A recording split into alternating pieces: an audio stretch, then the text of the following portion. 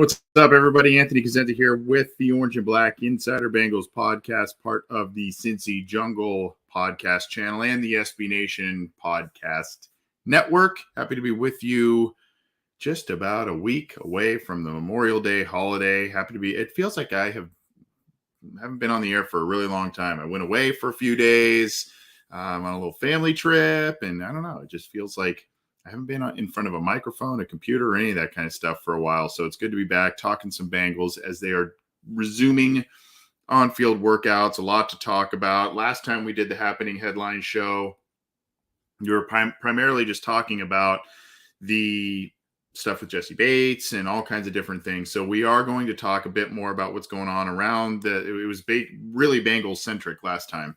So we're going to obviously keep it Bengals-centric, as we always do on the Happenin headlines, but we are going to cover some things going on in around the rest of the AFC North in the division, and of course around the NFL. A lot of different things have to be with you all and talking some Bengals and all kinds of different things as we're getting into summer, getting into all kinds of different things as the month of May comes to a close. So again, if you are new here, welcome to the live broadcast. Happy to have you with us. You can tune into every live broadcast on the Cincy Jungle Facebook page. You got to give that a thumbs up. You can also catch us on the Orange and Black Insider YouTube channel. Right down here is a little icon if you're tuning in there, whether it's live or after the fact. Click that show icon and then click the subscribe button, as well as the bell to be notified when new content is available and when we go live, all that kind of stuff. And then, of course, if you like the audio side of things, you got to go subscribe to the Cincy Jungle podcast channel. Some potentially some things going on down the pike in terms of guests and different things. So you got to keep it there. We'll announce that as obviously as that goes on, but subscribe to that channel. Leave us a review as well. Let us know how we are doing. We appreciate that. And hey, thanks for all the support that you've shown this show for a number of years and through the various things that we have done on the program. Of course, John Sheeran and myself will be back tomorrow night to talk a little bit more in depth about a lot of different things, as we usually do on Wednesday nights. But we wanted to bring you, as we always do, the Happening headline show. So let's get to it. A lot of stuff happening with the Bengals. And let's start. Shall we start with some hype? Let's start with some Bengals hype. Why not? Right? This is we gotta start with some hype and get going with that. So let's get revved up. Let's get revved up. Good Morning Football says the AFC North runs through Cincinnati, and this is from Peter Schrager, who is a guy who has been over the last couple of years has been a little bit of a unabashed Bengals supporter, but Good Morning Football says AFC North runs through Cincinnati. By the way, did I see that our very own Bengals fan from last year, one of the catalysts to the Bengals big season, Kay Adams, is leaving that show? That's a bummer. At any rate, Peter Schrager, and he is all on board for the Cincinnati Bengals being repeat champions and or the team to beat. Quote, until you beat the division champions, they're the team to beat in the AFC North. I don't care what the Ravens, Browns, and Steelers have done in the offseason. The Bengals are still the squad to beat. And guess what? They got better this offseason. And, of course, how did they get better? Well, they got more athletic in the secondary. I know there are questions about Jesse Bates, but obviously the big upgrade is on the offensive line, their biggest weakness and what they needed to shore up. They did that in free agency primarily and a little bit in the draft with Cordell Volson. So Peter Schrager, all aboard the Bengals hype train, and maybe the conductor of the Bengals hype train for 22 as the Bengals are rolling into this season and looking pretty good, looking sharp. Of course, they got to stay healthy. They got to keep that momentum, avoid that Super Bowl hangover, but they still seem to be the team to beat. Now, continuing on the Bengals hype train. Let's keep this thing charging down the tracks here. This is on cincyjungle.com. By the way, that was relayed to us via Bengals Wire. Chris Rolling over there does great work on that blog, so go check out Bengals Wire. They do a lot of great work over there, and we want to give a tip of the cap to them. This is the Bengals cracking the top 10 of new NFL power rankings. I will pin this in the live chats for you all so you can give love to the links and give love to these sites here. This is on Cincy Jungle. And you can see here Monday morning quarterback Peter King, who has not been shy about his past criticisms of the Cincinnati Bengals. He has the Bengals ranked 7th overall, which is 4th best in the AFC and 1st among the AFC North teams. And then you can see here King's assessment. There's a long one, so you can read that, but basically writes, this is a rising team, highly competitive with a confident and fearless quarterback in Joe Burrow and a fiery defensive leader and good pass rusher in Trey Hendrickson, by the way, still out of OTAs. We'll get to that in a second. The right side of the offensive line trampled in the Super Bowl is all new. Center Ted Karras, guard Alex Kappa, more on him in a second. Tackle Lael Collins. And then, of course, the loss of CJ Uzomah will be felt, but there's enough firepower here for the Bengals to be a top 5 offense. I like Cincinnati to edge Baltimore for the division title. So that is Peter King and Monday Morning Quarterback talking about them, and he has them at 7th in the league there and tops in the AFC North on his power rankings. Of course, those are very arbitrary this time of year. We know that, but still entertaining to talk about, entertaining to debate, particularly as it goes with other fan bases. So you'll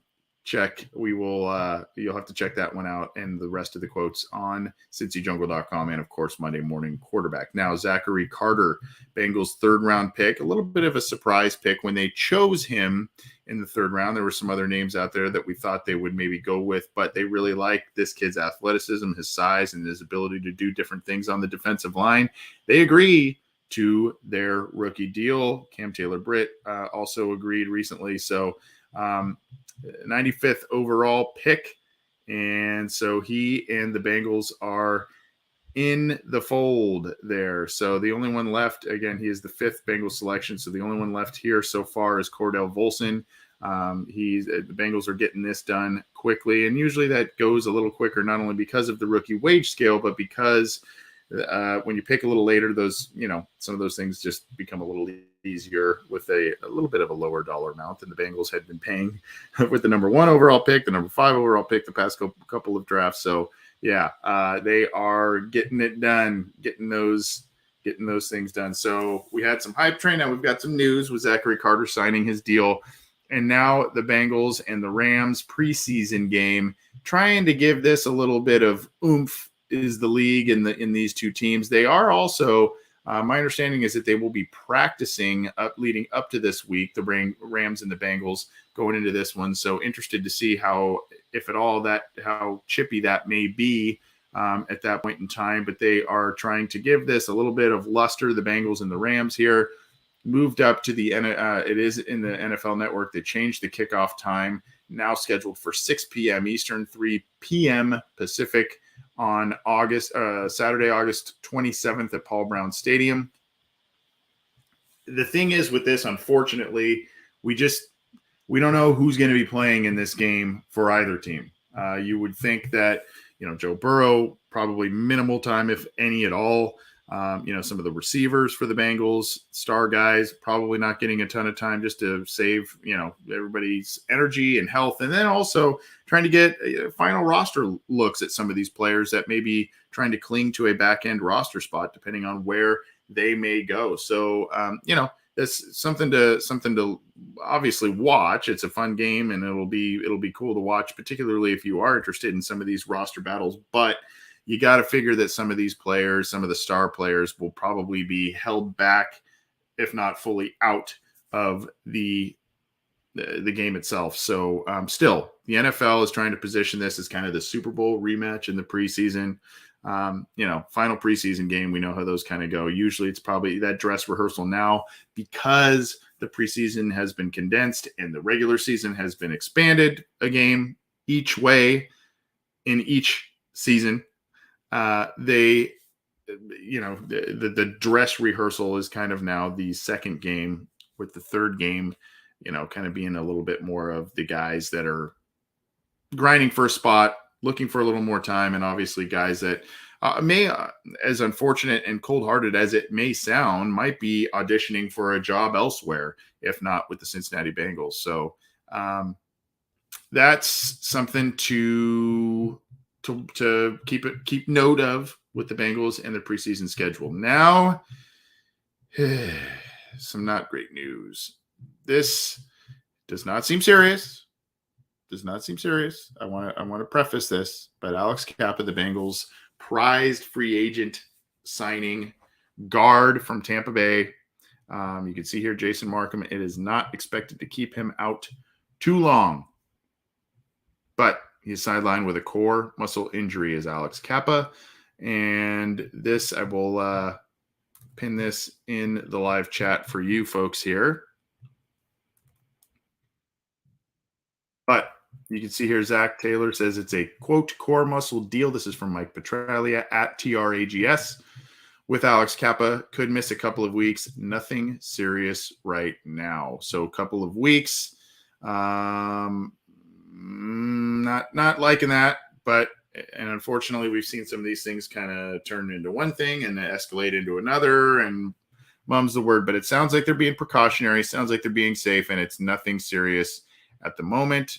There's no talk of surgeries or anything like that, but this is just not what you want. And that is, especially from your prize free agent guy, it's not what you want here in terms of an injury, but it is what it is. And it sounds like it's going to be fine come training camp and whatnot, and when things truly matter. But that's the kind of stuff too, especially when it's something that is not seeming to need surgery. That's the kind of stuff too that rest. You got to rest it so that you don't keep retweaking it and making it worse and worse. So let's just sit him out and wait it out and let him heal up. I'm seeing a couple of different questions from folks here. Let's see here in our live chats. I think Robert Obrecht asking me, are you coming to Cincinnati for a game this year, Anthony? Yes, I will try. I'm going to try to.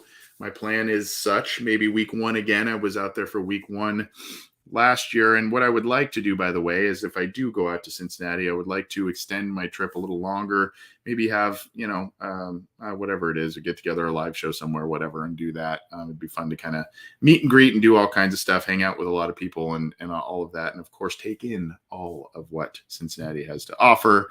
Love that city. Another question here. There was, has Joseph Osai been practicing One Nation Underground? Asked me that. So if you've been paying attention to our shows last week, you would have noted that he had another procedure done, Joseph Osai, but he has been for the meniscus issue that he had, and he already had the big surgery a while ago and then had another procedure, I guess, down the road.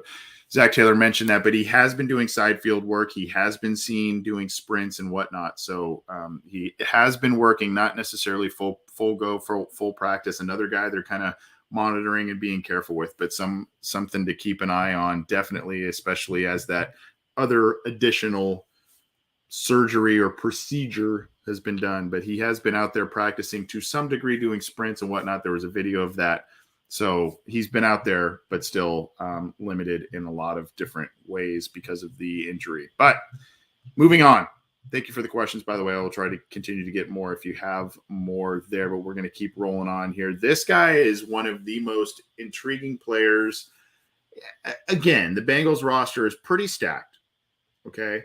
And there's not a lot of room for guys to get, starting positions or, sometimes even heavy rotational positions are starting to get locked up a little bit based on free agency signings and whatnot. However, this guy is really intriguing. He intrigued me when the Bengals got him as an undrafted free agent out of Wake Forest. Big guy, kind of on that Auden Tate mold. And for years with Auden Tate, because of the lack of speed, but the great size and catch radius that Tate had, folks clamored for him to try at tight end. The team never explored it. They never did it. All of that. Now, it's Washington, who ran faster, if memory serves, than Auden Tate in workouts, has made a transition because he is a big guy to tight end. And because the wide receiver group is so stacked and the tight end group is not, Scotty Washington is not only making a move to tight end, but he is doing so at an impressive pace, I guess.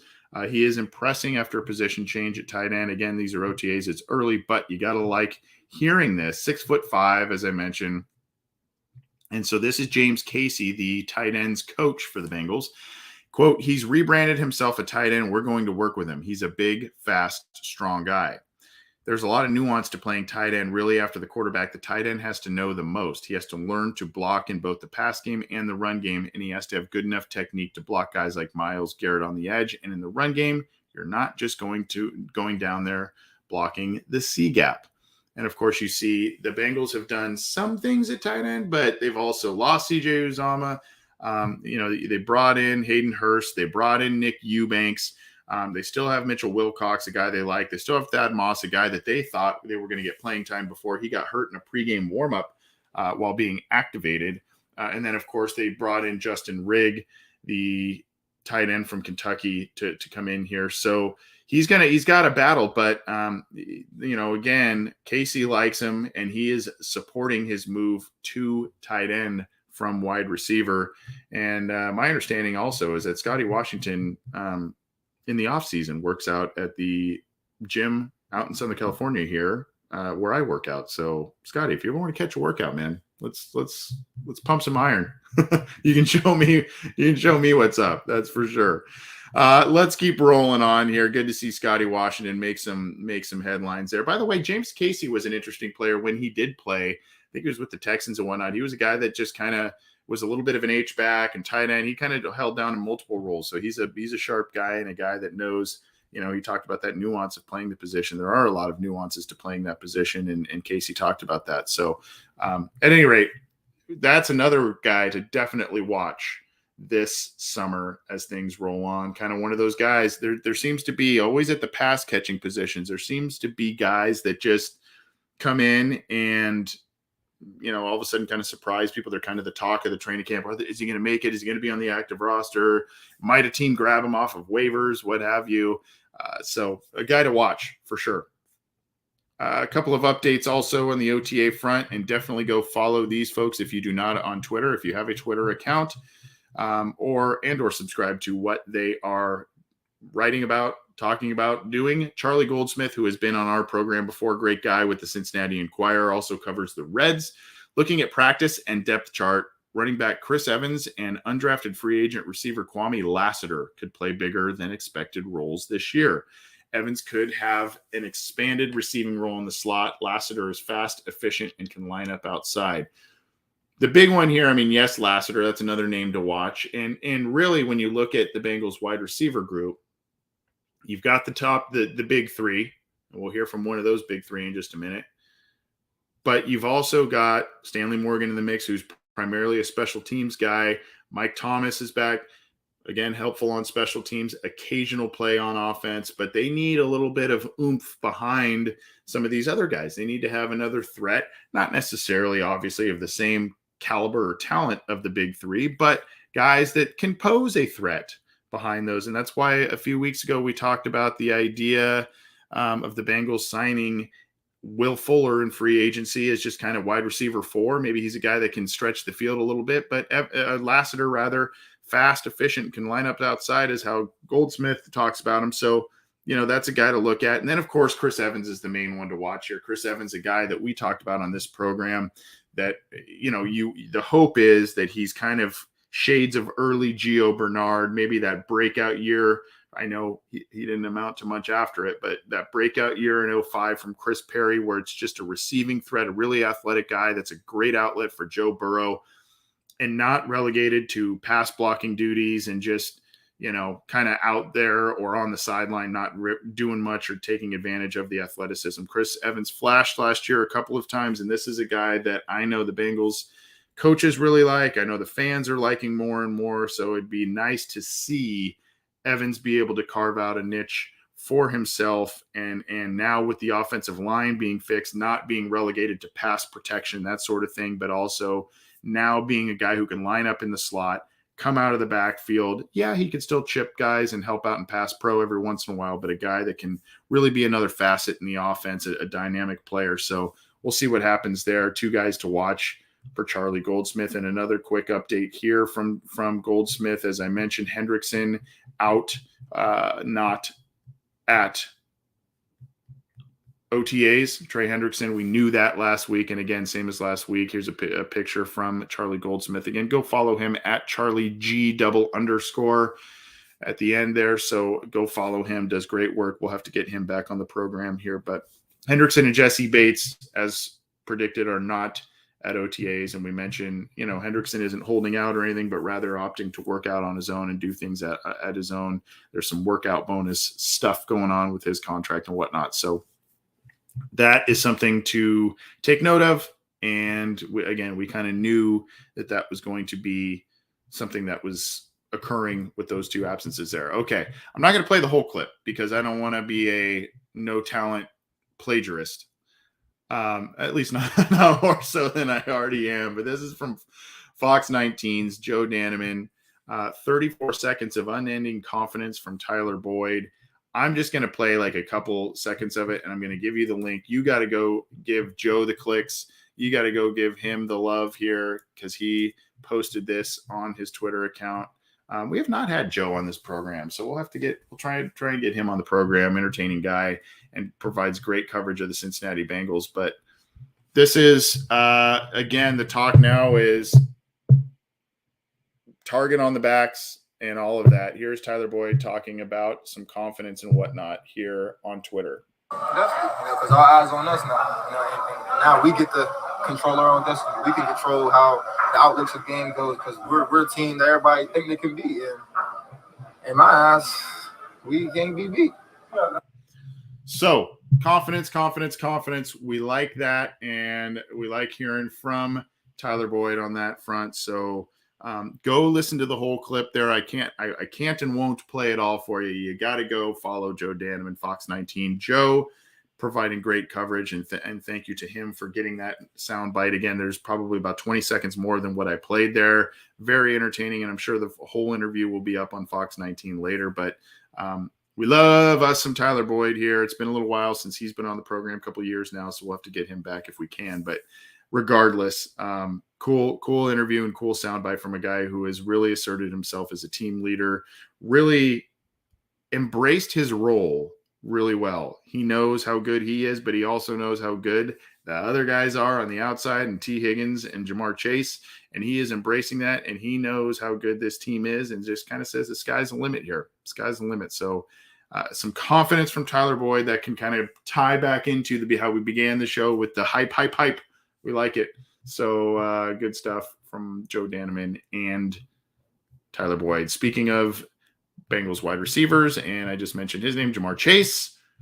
This is a lofty goal here. Jamar Chase is eyeing to catch 10,000 footballs in the offseason to really work on things. And obviously the hands thing was a huge deal in the preseason, in training camp. There was a lot of drops, a lot of concentration drops and whatnot. We worried until week 1 kickoff. We worried that this was going to carry over into the regular season, that this was going to be bust John Ross all over again.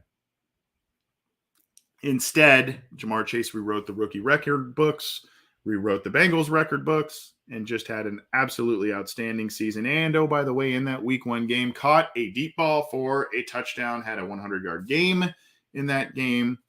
So, which, by the way, the Bengals won. So now he, per Jeff Hobson of Bengals.com, he is set to catch 10,000 balls this offseason to enhance his on-field performance. Quote, Chase, coming off the greatest season a rookie wide receiver ever had in the NFL, held court in front of his locker and talked about how he was going to start his encore season catching 10,000 footballs this offseason. And the quote from Chase himself, this year, what I've been working on the most is just staying low on my releases and trying to overemphasize the head fakes with the shoulders and eyes and stuff like that so they don't jump all over my body, Chase said. And, of course, 1,455 yards on 81 catches.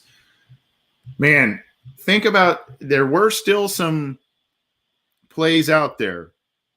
And, yes, the Super Bowl one, you heard us on the Happenin headlines last week where Burrow told the media that, this was the play was, he audibled to the play where Chase appeared to be wide open down the sideline for that final play of the Super Bowl, wherein Joe Burrow got tackled by Aaron Donald and kind of floated the ball away, but he had Chase open. He said he audibled to that play. If he just had a little bit more time, maybe we'd be talking about a different thing. But now here, Chase is working on a lot of different aspects to his game to kind of take it to the next level. And the pressure is on to build off of that outstanding rookie season. There's no doubt about it. But he seems to be up to the task there. So at any rate, it's good to see these guys not resting on their laurels from last year, and they're back to work. They're confident. They're hungry by all appearances and all sights and sounds. So good to see all of that. But Jamar Chase, 10,000 footballs catching that.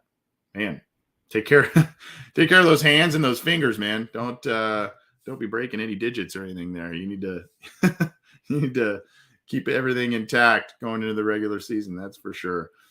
This is from the outstanding crew over at All Bengals: James Rapine, Lindsey Patterson, Blake Jewell, and many, many others over at All Bengals. They do great work via Sports Illustrated. And this is, I will pin the link here for you, allbengals.com. NFL Insider praises Bengals rookie cornerback Cam Taylor Britt. This is from a few days ago. Of course, had an outstanding pre-draft workout, did Taylor Britt. And ESPN NFL analyst Louis Riddick had big-time praise for the newest Bengals cornerback. Quote, "This won't be the last big signing with this young man," meaning about his rookie contract. Superstar potential. And by the way, Louis Riddick is not just a talking head at ESPN. Yes, he does that, but he's been interviewed very recently for NFL GM and other positions in the NFL. So this is a guy who knows quite a bit of what he's talking about.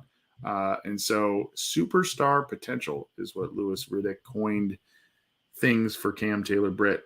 So that it may not be this year. Maybe it is. Maybe the Bengals get a lot out of their first or their high round picks again this year. But he, of course, was their second round pick. They moved up to get him, gave up a little bit to move up 4 spots and get him in the draft. So at any rate, Cam Taylor Britt, potentially a guy that will work well for the Bengals. We will see. Obviously, the Bengals needed a little bit more boundary corner help with Trey Waynes not working out in free agency and the Bengals cutting him. So we're going back to Bengals Wire. Chris Rolling. Joe Burrow loves the Luka Doncic comparison. Hopefully I think I'm saying that correctly. But Bengals quarterback Joe Burrow has been compared to many players, Tom Brady, etc. But there is a comparison that, he was compared to Luka, who is the Dallas Mavericks star, and he loved that comparison, apparently. Quote, "Whenever they played, someone was talking a little stuff to him on the court side. He was laughing in his face every time he hit a three. I thought that was pretty cool," he told Jeff Hobson. And if you listen to that interview that we referenced on last Wednesday's show, that podcast appearance by Joe Burrow, he talked about how he loved playing the Baltimore Ravens because they talk. And when you talk, especially to Joe Burrow, meaning talk, we'll call it noise. When you talk the noise and either you don't back it up or he doesn't allow the opportunity to get under the other side, to get under his skin, and he plays well, he loves to shove it back in the face there. And so Burrow noted he's not the guy to start the talk, but if he backs up things with his play, he'll make his voice heard. And that was kind of noted in the podcast appearance. And so when you see this here, he was talking about Doncic laughing in his face every time he hit a three. I thought that was pretty cool. So he likes that confident. I'm not the guy who's talking the noise, but I am the guy who will talk some noise in response. If I'm playing well, I'm going to let you know about it. So interesting stuff there. And of course, Luka, a big name being talked about quite a bit in a lot of circles because of his play this postseason. This is from Stripe Hype. They do good work over there on the fan-sided network as well. An interesting read here from Ty Robbins over there. I will pin this for all of you to check out as well. Ty Robbins' work here. What is You can see here a couple days ago, what is Jessie Bates actually worth to the Cincinnati Bengals? And it kind of goes through the timeline, and you can see it does some cap work, some research and whatnot. So go read this. This is interesting stuff here. And what is he, what is basically what this article does, and it does a pretty good job of it, is it talks about, average annual salary for the position and top players at the position. And then what does this specific player, meaning Jessie Bates, what does he mean to his team? And should the Bengals pay that amount? Where should they be paying? All of that. So interesting read there. Go check that out. Some good research in that on the Fansided Network. Now we're kind of touching all the bases here. This is ESPN and Ben Baby talking about Cordell Volson. We talked about Cordell a little bit earlier in the program. He could be the final piece to Joe Burrow's offensive line. And it talks about, Ben here talks all kinds of different things about the chronicling of him being picked. And then, you have to love his intangibles. Frank Pollock said after he was drafted, he's a worker. That's how he was raised. And so, just a guy that's getting a lot of run in a lot of different ways for the Bengals. One of the things that, I've kind of talked about, and I don't know how accurate I am in saying this, but, when you look at the players potentially in position to vie for that open left guard spot, you would maybe think, because of the age, because of the amount of football played at the college level, maybe even if you want to go, you're talking about work ethic, maturity, and all this kind of stuff, again, a couple years older than Jackson Carman. And then you've got Diontae Smith in there, who's kind of a very athletic guy, but a project player, developmental player. You could kind of make the argument maybe the ceiling isn't as high for Cordell Volson, but the floor may be higher than the other players. And so maybe that is his level, his way, to use tired draft cliches. Maybe that is his way to get into the starting guard spot this year. Still, it sounds and seems as if Jackson Carman is getting a lot of snaps this year so far, a lot of snaps at OTAs, and is kind of the de facto starter at this point in time, but still a battle to watch, especially when the pads come on in the preseason. The hope is that the Bengals settle on a guy and he becomes the guy, and there's not this revolving door, this rotational thing where this guy's not playing well in the middle of the game. You got to exit a guy out of the game because he's not playing well, and then you bring another guy in, and then, you got to hope for the best there. The Bengals need to get this thing settled. They need to find the guy. Obviously, I would think that they would hope that their second-round pick, Jackson Carman, would be the guy to because of the investment, would be the guy to come in there and seize that starting spot. But, Volson may be the guy that ends up taking it if he does indeed, if you want to cling to my tired cliche of the high floor thing, that may be where his niche is to get this starting spot. We'll see what happened there. Let's move on to the AFC North. A lot of Bengals news there, and we're going to go a little longer on this edition of the Happenin Headlines as opposed to last week when we were Bengals-centric, when we talked mostly Jessie Bates and other items. But at any rate, we're going to go into the AFC North in just a second here. Before we do, I want to remind folks again, this is the Orange and Black Insider Bengals podcast, part of the Cincy Jungle podcast channel, which is all within the SB Nation podcast network. And of course, you can get this show on iTunes, Stitcher, Spotify, Google Podcasts, iHeartRadio, all the major ones. You can subscribe to our YouTube channel.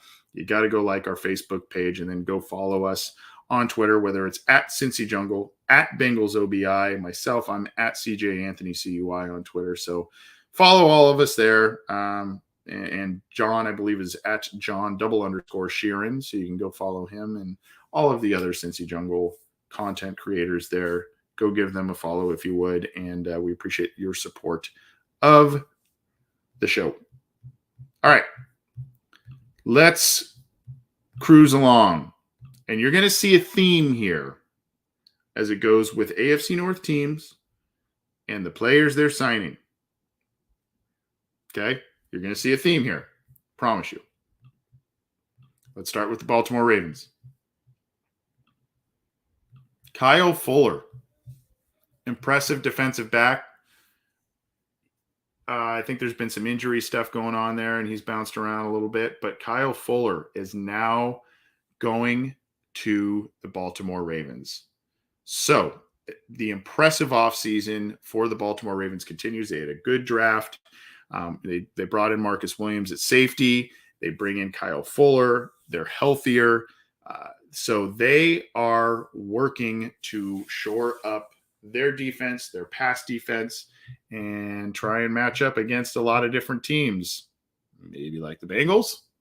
So you can see here the line from Ryan Mink.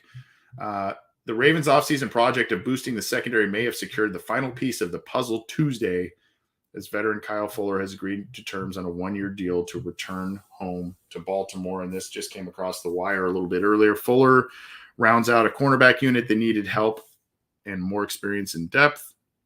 You've got Humphrey, Marcus Peters coming back, Jalen Armour Davis, Demarion Williams, and then so you've got a lot of talent here, and they are trying undoubtedly to keep up with the pass-happy league, keep up with the talent around the AFC and within the division for sure.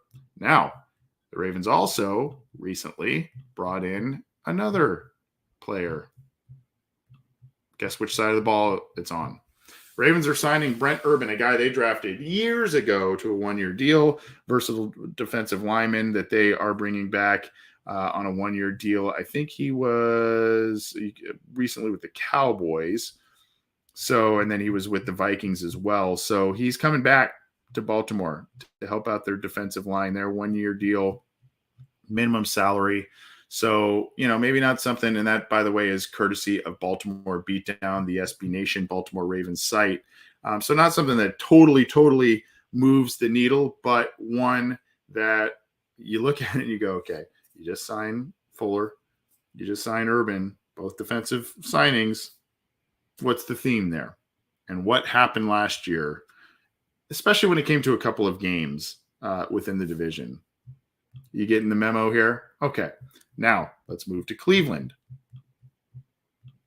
The Browns bringing back someone on the defensive line, on the defensive side of the ball. The reports are that they are bringing back, and this is Dogs by Nature, the SB Nation site for the Cleveland Browns. I will pin that link there.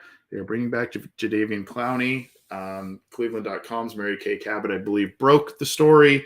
It's sounding like it's a one-year deal worth $11 million. Clowney, a talented guy. He's had some wow plays. Never really lived up to the college hype, but has been a solid pro. And so he is coming back. He kind of does this thing. It seems like this is like a thing with him almost every offseason, at least the past few. I could be wrong about that, but it just seems like he's signed something late and all that. But again, 1 year, $11 million is the deal reportedly. And so he's bounced around a little bit and now going for back-to-back seasons with the Cleveland Browns. Jadeveon Clowney joining them, signing on the defensive side of the ball by a division rival. Go figure. Here's just kind of a fun one just to kind of round out the Cleveland Browns before we move on to the Pittsburgh Steelers. And this is a trio of Browns players, and this is from Anthony Poisel on clevelandbrowns.com.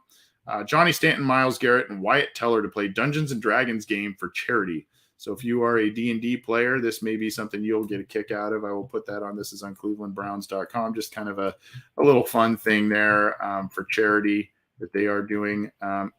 One guy that I'm starting to kind of, and it's Stanton who is hosting it. And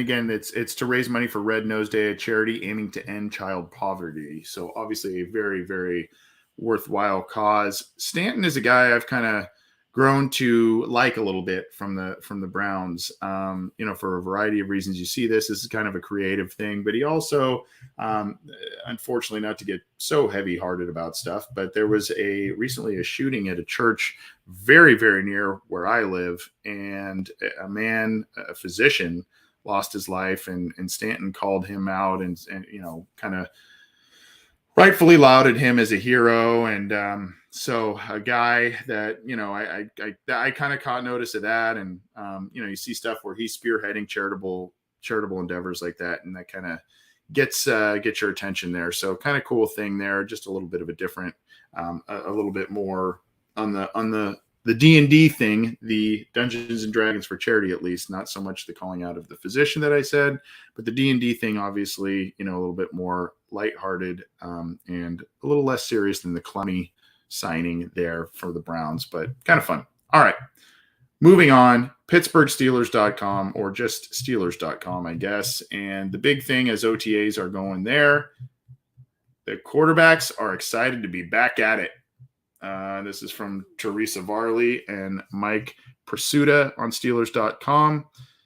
Quote, "It feels good to be in the black and gold," said Mitch Trubisky from the locker room. "I thought we played fast out there. Just great to be back on the field with the boys, going through everything, playing pitch and catch on the field, and just being out there. It's an exciting time of year. We're just trying to get better every day." Quote, "I feel comfortable. I think the staff and the guys around me have done a great job being in the book, studying, and picking things up really quickly." Trubisky is slated as the starter. There's Kenny Pickett involved, and Mason. There's other articles on there talking about Mason Rudolph trying to really compete and win that starting spot. There is a scenario that exists that is a very likely scenario that the Bengals, when they play the Steelers at two very different times of the year, they could see two different quarterbacks in those two games. So this is something to definitely watch. I would assume at some point, whether it's a blowout one way or the other, and assuming he doesn't win the starting job in the summer, but there seems to be some sort of route where Kenny Pickett has to be the guy that gets some form of snaps this year. They're going to want to give him time, I would assume. So at any rate, something to watch. Now, this is, I'm not going to go full detail into this, but this is a kind of a cool chronicling of the Steelers, and this is on Behind the Steel Curtain, the Steelers SB Nation website. I'm going to pin that in the live chats here, but this is Steelers throw out new look offense on day one of OTAs. You got to go to Behind the Steel Curtain to check this one out. But essentially it's talking about, the phases and, the alignments on the offensive line. Kevin Dotson confirming that Mitch Trubisky is the current number one. Dotson was the number one left guard. James Daniels, the right guard. Mason Cole, the center. Kendrick Green got work at guard. Green pushing Dotson for a starting role potentially, and says James Daniels, I know a lot of Bengals fans liked him, and many actually wanted him for the offensive line, a guy who's versatile on the interior and very athletic, young as well. Kevin Dotson said James Daniels has come in and already taken a role as a leader on the Steelers offensive line. So just kind of some tidbits of information there on that article. And so go check that one out. A lot of nuggets in there for the Steelers as they take the field. Kind of a new look team, right? Definitely a quarterback and other spots. So something to check out. All right, moving on to the NFL headlines, and then we will hop out of here. The NFL is considering changes to the Pro Bowl format. This thing is sputtering, absolutely sputtering in terms of getting attention, getting any kind of oomph behind it. When you watch the players play, there's just minimal effort, even with, one team making more money if they win than the other. It's not as competitive as it used to be, and for good reason. I mean, yeah, these guys get to go and travel to a cool spot and hang out with friends in a far less competitive atmosphere than they usually play in. But, the deal is that this game, it used to be kind of an all-star game, and you used to see, I can remember, you'd see Deion Sanders against, all kinds of different players. And it's just the luster's kind of gone from it. So now they're considering changes to Pro Bowl format here.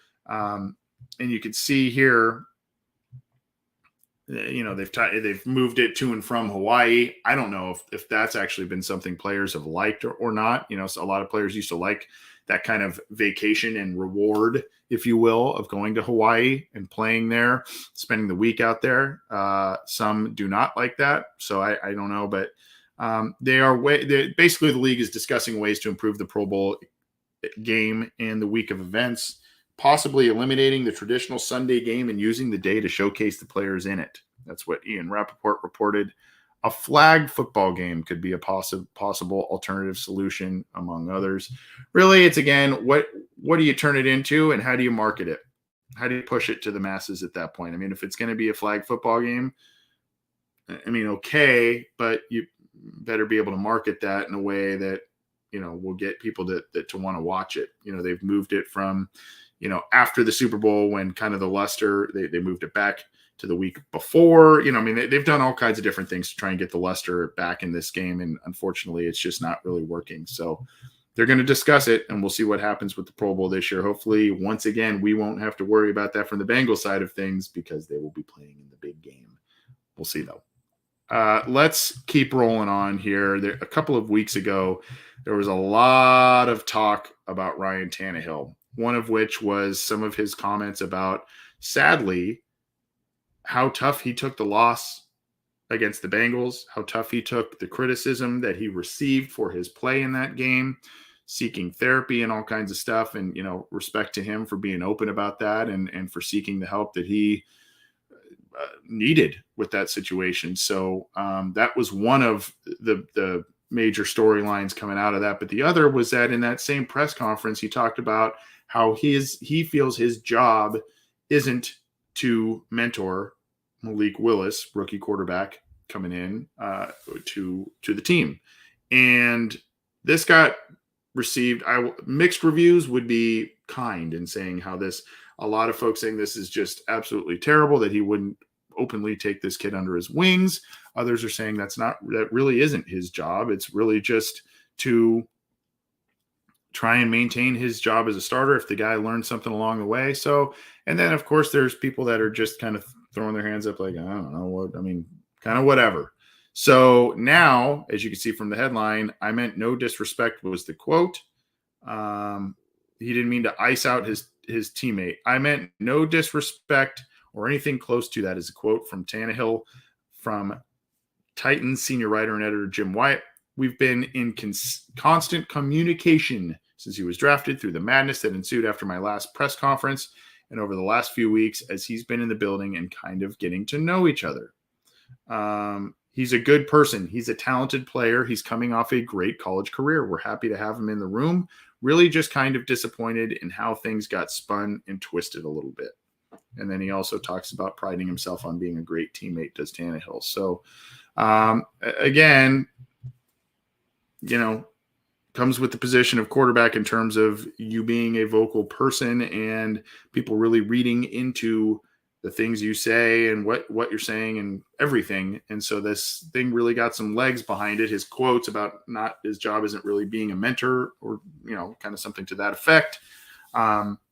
So it sounds like there's a little bit of a backtracking on that a little bit, but also that, they have been talking, communicating, and there seems to be no rift there, at least at this point. So we'll see. Tannehill and the Malik Willis saga kind of continues, I guess, but he's trying to throw some water on that fire, if you will. NFL, I got this memo directly from them earlier, but here's the story on NFL.com. Announces additional international home marketing areas. So international home marketing areas have been approved, with the Los Angeles Rams adding New Zealand as their fourth IHMA, and the Eagles granted access to Australia, New Zealand, and Ghana, the first club ever to enter a market in Africa. The expanded program now includes 19 teams granted access to 30 international home marketing areas across 10 different countries. And what is the International HMA initiative? It grants NFL clubs access to international territories for marketing, fan engagement, and commercialization as part of an important long-term strategic effort to enable clubs to build their global brands while driving NFL fan growth internationally. They are trying to move this league all over the world, ladies and gentlemen. And I know we have listeners on this little show here from across all kinds of different lands. I think there was someone maybe earlier that said they were from New Zealand. Did I miss that? Or Australia? I'll have to go back and look. That was tuning in live. I know we've had people tell us they're from Scotland and in the Caribbean and all kinds of different stuff that they listen to this show. So you're talking about the teams themselves marketing these areas. They have fans, and they obviously playing in Europe, playing in Germany, playing in London, playing in Germany, all this kind of stuff. They're looking to move this thing all over the place. So that is something that is happening there in terms of teams marketing themselves across many different countries there. All right, a couple more, and then we are out of here on the NFL front. Hard Knocks has also been something that has now expanded. It has gone from not just the preseason and all of that. It is now a preseason team and one that it follows in the season. So the preseason team is the Detroit Lions. We knew that.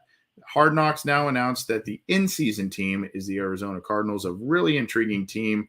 Young head coach in Cliff Kingsbury. The Cardinals kind of have had really weird seasons the past couple of seasons, made the playoffs last year and stumbled out of that. The Rams beat them.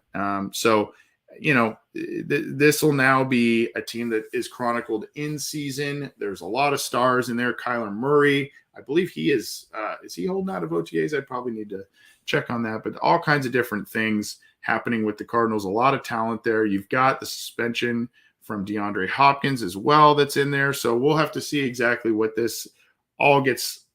everything gets told in this in-season Hard Knocks show. But obviously the Detroit Lions, another team, might they be a little bit like the Bengals in 2009 when they were on the team or on the show, and or 2012 or 2013, whenever that was, where they were kind of especially 2009, they were kind of big underdogs. And so Detroit, are they going to be that team? We'll see. Very entertaining show, obviously, and very, very well done. But the Cardinals are going to be the in-season team, with the Lions being the preseason team on Hard Knocks. Moving on and almost out of here. Last one. Let's see. 6 NFL players poised for a breakout season on CBS Sports. This is from Jason Lockenfora. Unfortunately, Mr. Lockenfora did not pick any Bengals players, but you've got Tua there. It's got to be make or break for Tua here. You look at everybody they brought in. Tyreek Hill, they've got Jalen Waddle, they brought in Terron Armstead, brought in Sony Michel. It's got to be make or break for Tua this season. They've surrounded him with a lot of talent. We'll see. And then, of course, they've got Gesicki and all kinds of good players there. So we'll see. But he's one on there. And then I'll just tease another. Gabriel Davis is another. So an interesting read here in terms of some breakout players. Go check that out on cbssports.com and give them a click and a read, if you will. This will do it. We've gone a little under an hour for the Happenin Headlines NFL Bengals AFC North show. So thank you very much for tuning in, sticking with us, and hopefully these shows get you updated and make you sound like a real smart person at your office, at your next get-together. Hey, use this knowledge at your Memorial Day barbecue coming up, your get-together coming up. Say, hey, and you can pawn it off as your own information, whatever you need to do. It's awesome. Go do what you got to do. Sound like a smarty at your get-together coming up here. And, of course, don't forget to tune into our show Wednesday. We've got more coming throughout the week. We're probably going to be doing listener questions live again Friday. It's been a while since we've done that. And we've got some other cool things coming down the pike on the channel. So you got to subscribe to the YouTube channel right down here. And you also got to subscribe to our audio Cincy Jungle channel, where you can get this show, Coach Speak and Chalk Talk from Matt Minnick, and all kinds of other stuff we've got going on. So thank you very much. We will see you next time. Take care and have a good week.